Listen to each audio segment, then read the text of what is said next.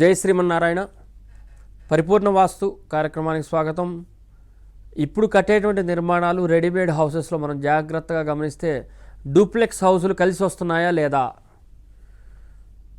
చాలామందికి అనుమానం వస్తుంది, డూప్లెక్స్ హౌస్ కలిసి రావట్లేదు సార్ అంటారు మాకు. లేదంటే కొనే వాళ్ళ దగ్గరికి వెళ్ళి మనం చెబుతుంటే డూప్లెక్స్ కొనవాక కలిసి రావట్లేదు, నాకు కలిసి రాలేదు, నీకు కూడా కలిసి రాదు, డూప్లెక్స్ మంచిది కాదంటున్నారు, నేను టీవీలో కూడా చూశాను, పుస్తకంలో కూడా చదివానంటారు. అసలు డూప్లెక్స్ హౌస్ కలిసి రాకుండా ఉండటానికి గల కారణాల్లో ప్రధాన కారణం ఏంటనేది మనం టెక్నికల్గా శాస్త్ర ప్రమాణం ప్రకారంగా అదేవిధంగా లౌకికంగా కూడా ఆలోచన చేయాలి. ఒక చిన్న ఎగ్జాంపుల్ తీసుకుంటే, పూర్వకాలంలో చూడండి, ఒక చిన్న ఇల్లు కట్టేవాళ్ళు 6 బాతికో 8 బాతికో 7 బాతికో ఎంతో కొంత ఒక నమూనా కట్టుకొని అందులో 6 5 8 మంది ఉంటే అందులో మళ్ళీ 10 మంది పెళ్ళిళ్ళు చేసుకొని 20 మంది పెళ్ళిళ్ళు చేసుకొని ఆ ఇంట్లోంచి బయటకు వెళ్తున్నారు. ఒక చిన్న పెంకుటిల్లు, చిన్న మొండు వైలు కట్టి. అంటే చిన్న సైజు ఇల్లు, నేను చెప్పేది 30 అడుగుల లోపలనే విస్తీర్ణం అనుకుందాం. అంటే ఒక చిన్న గృహంలో ఎక్కువ మంది ఉంటే మంచి ఫలితం వస్తుంది అనేది ఒక లాజిక్ మనకు అర్థమవుతున్నది. ఎందుకు? ఆ గృహంలో ఉండేటువంటి నమూనాలో ఉండేటువంటి అన్ని గదుల్లో కూడాను మనుషులందరూ సంచరిస్తూ ఉంటారు. ఎప్పుడు కూడాను గలగలలాడుతూ ఉంటుంది, లక్ష్మీ కటాక్షంలాగా ఉంటుంటుంది. అందరూ వివిధ రకాలైన వృత్తుల్లో అందరూ బలంగా ఉంటుంటారు, తద్వారా మంచి ఫలితాలు వెళ్తూ ఉంటాయి. ఇప్పుడు మనం పెద్ద గృహం కడుతున్నాము, ఎంతమంది ఉంటున్నాము అని క్యాలిక్యులేట్ చేస్తే 2 ఉంటారు, లింగులింగుమంటూ 2 తిరుగుతారు. లేదండి నేను 4 అంటారు. ఆ 4లో 1 సంవత్సరం తర్వాత ఆ పిల్లాడు ఏ కాలేజీ నిమిత్తంగా హాస్టల్కి వెళ్ళిపోతున్నాడు, లేదా అమ్మాయి పెళ్లి చేసుకొని వెళ్ళిపోతుంది. పెళ్ళిళ్ళు చేసుకున్న తర్వాత పిల్లలు వీళ్ళు డూప్లెక్స్లో ఉంటున్నారు. కొంతమంది నేను చూస్తుంటాను, వీళ్ళు పెళ్ళిళ్ళు చేసుకొని వెళ్ళిపోతారు, ఈ దంపతులు ఇద్దరికి మటుకు ఒక పెద్ద డూప్లెక్స్ ఉంటుంది. 3 బెడ్రూమ్లు 4 బెడ్రూమ్లు, ఒక పెద్ద hall, living hall, kitchen, foyer, sit out, drawing room, పెద్ద పెద్ద బాత్రూమ్లు, పైన మళ్ళీ సిట్అవుట్, హోమ్ థియేటర్ వ్యవస్థ మొత్తం పెద్దది ఉంటుందన్నమాట.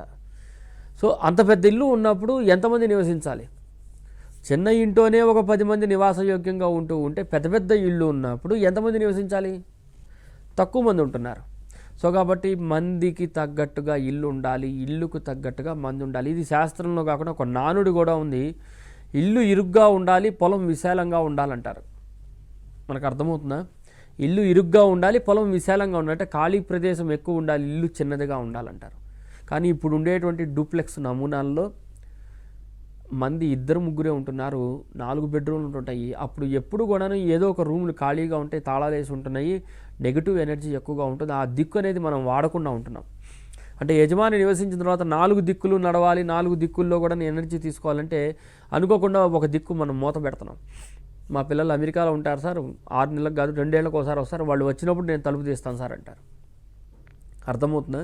కాబట్టి మనం కట్టేటువంటి నిర్మాణాలలో డూప్లెక్స్ హౌసులు నిర్మాణాలు చేసినప్పుడు ఆ హౌస్కు తగ్గట్టుగా మంది ఉంటేనే మనం దాంట్లో ఏలు పెట్టాలి. ఆ ఇంట్లో ప్రెస్టేజియస్గా తీసుకొని డూప్లెక్స్లు కొనడం అనేది సరైన విధానం కాదని నా ఉద్దేశం. కొంతమంది నా దగ్గరికి ప్లాన్ వచ్చినప్పుడు, కొత్త ఇంటి ప్లాన్ వచ్చినప్పుడు నేను డూప్లెక్స్ కట్టాలి సార్ అంటే నేను మొత్తం వాళ్ళ మెంబర్స్ ఎంతమంది అనేది కనుక్కుంటా, ఎంతమంది నివసిస్తున్నారమ్మా అని అడుగుతా. పిల్లలకు పెళ్ళిళ్ళు అయినాయండి, పిల్లలు చదువుకుంటున్నారు, వాళ్ళు అమెరికాలో ఉంటారని అంటారు.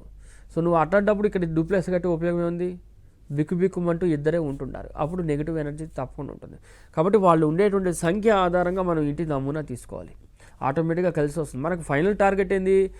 డూప్లెక్స్ కట్టినా, ఇండిపెండెంట్ హౌస్ కట్టినా, విల్లా, ఇంకొక నమూనా కట్టినా, పెంకుటిల్లు కట్టినా, మండువాయిలు కట్టినా, లోగిళ్ళు కట్టినా, ఏది కట్టినా కానీ ఆరోగ్యము, ప్రశాంతత ఉండాలి. ఈ వీటి కోసం కడుతున్నారా ఇల్లు, ప్రెస్టేజ్ కోసం కడుతున్నాం మనం ఆలోచించుకుంటాం. సో కాబట్టి ప్రెస్టేజ్ ప్రకారంగా కాకుండా మనం ఉండేటువంటి మంది ప్రకారంగా మనం డూప్లెక్స్ నమూనాలు కట్టుకుంటే నేను చెప్తున్నాను 100% కలిసి వస్తుంది. ఇప్పుడు నేను చాలా ఇళ్ళకి ప్లాన్ వేసినప్పుడు డూప్లెక్స్ వేసిన ఇళ్ళు ఉన్నాయి. డెఫినెట్గా వాళ్ళ పిల్లలు అందరూ కూడా సౌఖ్యంగా ఉన్నారు. 24 ఏళ్ళ నుంచి చూస్తున్నాము, ఎటువంటి ఇబ్బందులు లేవు వాళ్ళకి. చిన్న చిన్న డూప్లెక్స్లో కూడా కట్టి ఉంటాయి. 6 అడుగుల ఎడల్పులో కూడా డూప్లెక్స్ కట్టినా, 11 అడుగుల స్థలంలో 11 అడుగుల ఎడల్పు 6 అడుగుల్లో డూప్లెక్స్ చేస్తున్నాము. సో ఒకటి అయినా కానీ సుఖం, ఎందుకంటే వాళ్ళు అక్కడ ఉండేటువంటి సంఖ్య ఆధారంగా ఆ డూప్లెక్స్లో ఎనర్జీ లెవెల్ పాస్ అవుతూ ఉంటుంది.